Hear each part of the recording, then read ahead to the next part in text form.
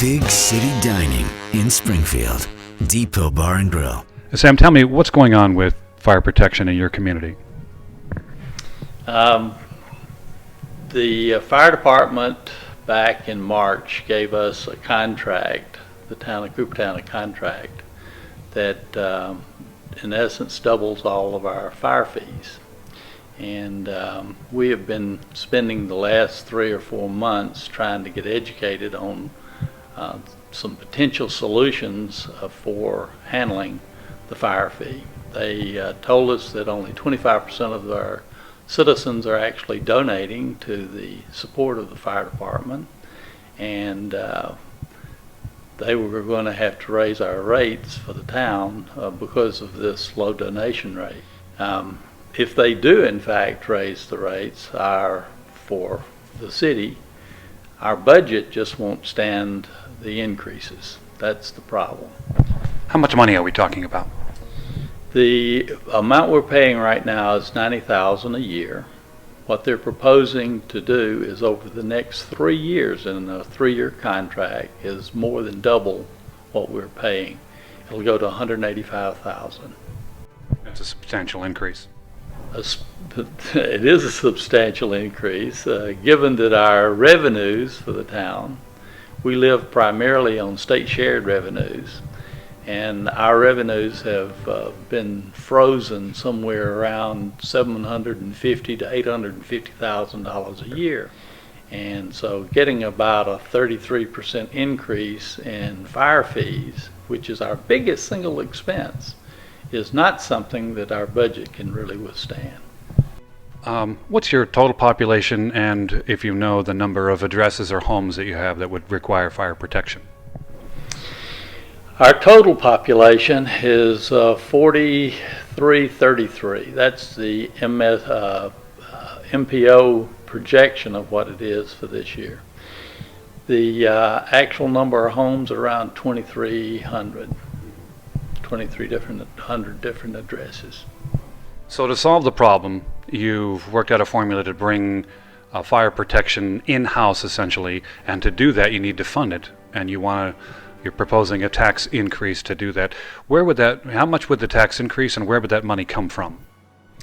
Back several years ago, the state legislature passed a bill that allowed counties to impose a fire tax on the citizens to help pay for fire protection. So in our particular case, we don't have a property tax, but what we would have if the county goes along with it is a fire tax.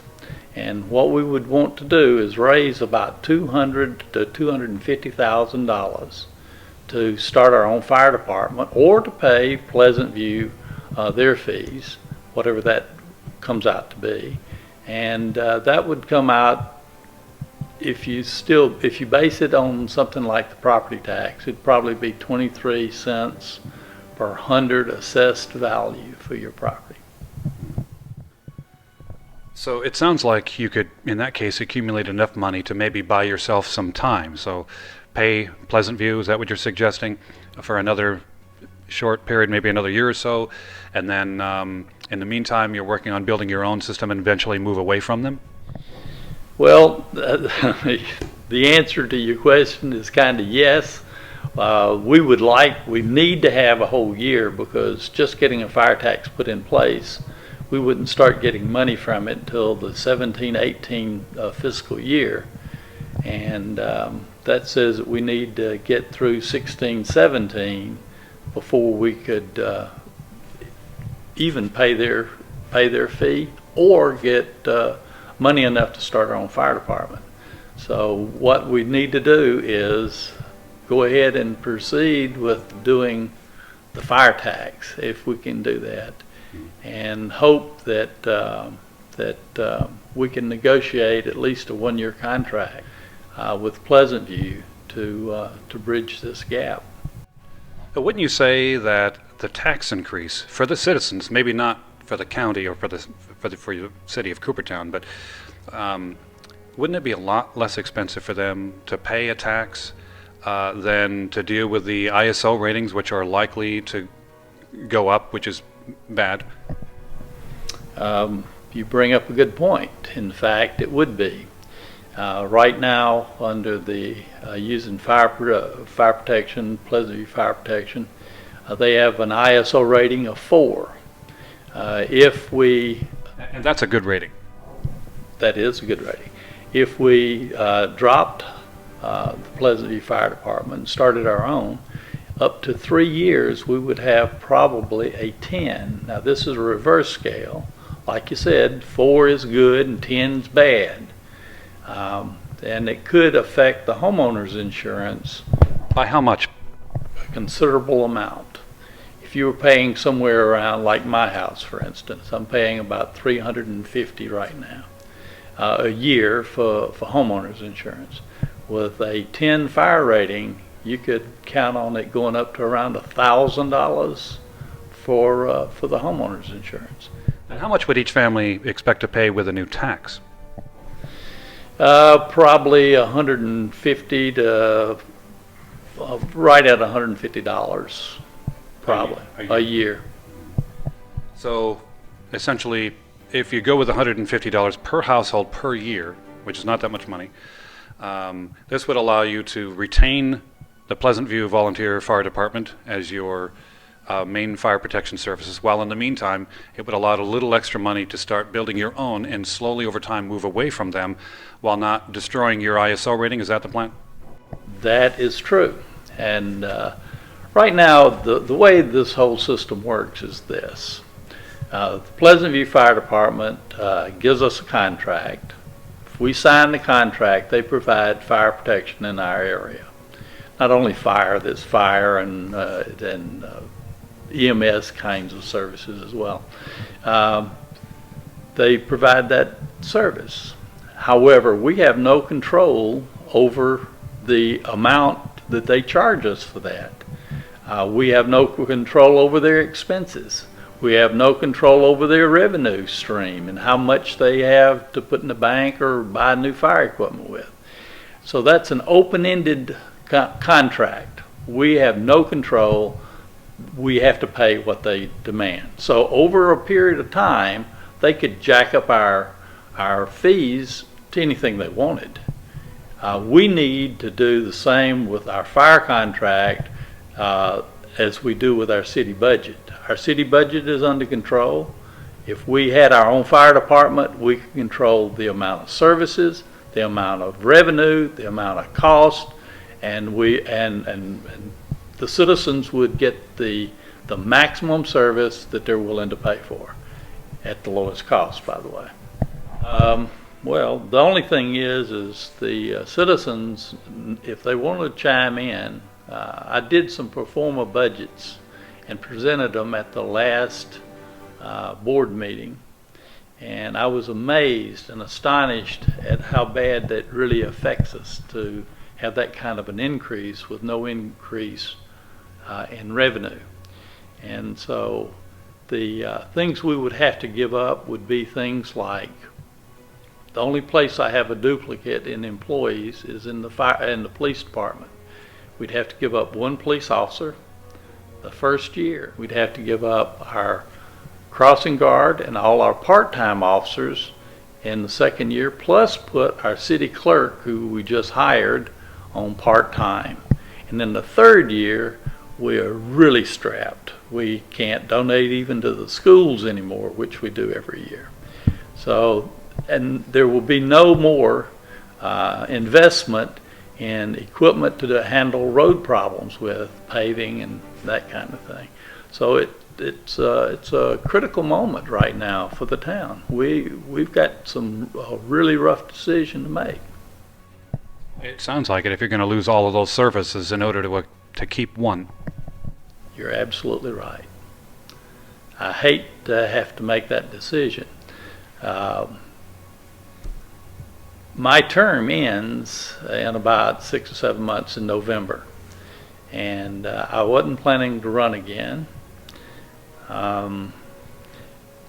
Signing this contract for 3 years puts all of it in the next mayor's lap, and it is a financial time bomb the way it's structured right now.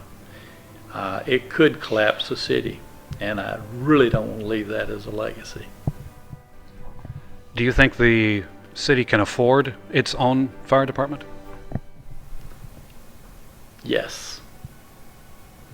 The question really is how do we get the funding? If we can get the fire tax put in place, we'll set it at the right level so that we can provide fire protection for the town. Now this whole thing of changing from Pleasant View over to our own fire department, it could take up to 3 years to get that done, and so our ISO rating would drop back from a 10. If we can hire the right fire chief, if we can do interlocal agreements with White House and the Pleasant View Fire Department, for that matter, we can probably keep our ISO rating up, and that's really what everybody's going to be interested in. When was the last time you received an increase of price services from the Pleasant View Fire Department? About 12 years ago. What was the population of Coopertown back then? It's about 3,000, a little over.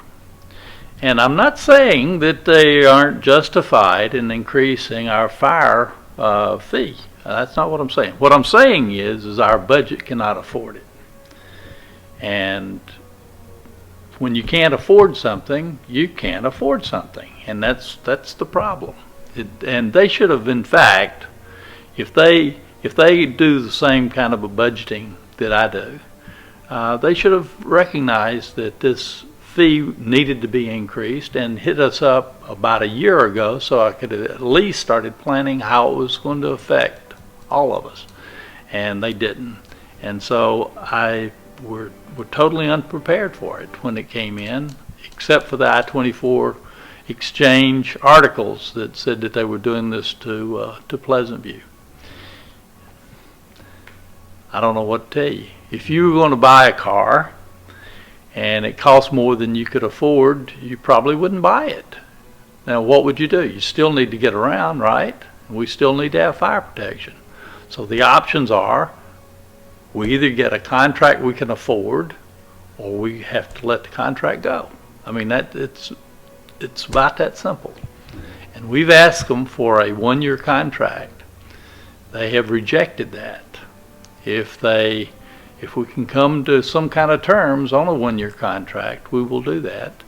One of the fire committee members is trying to work up a way to get a 1-year contract that they will agree to.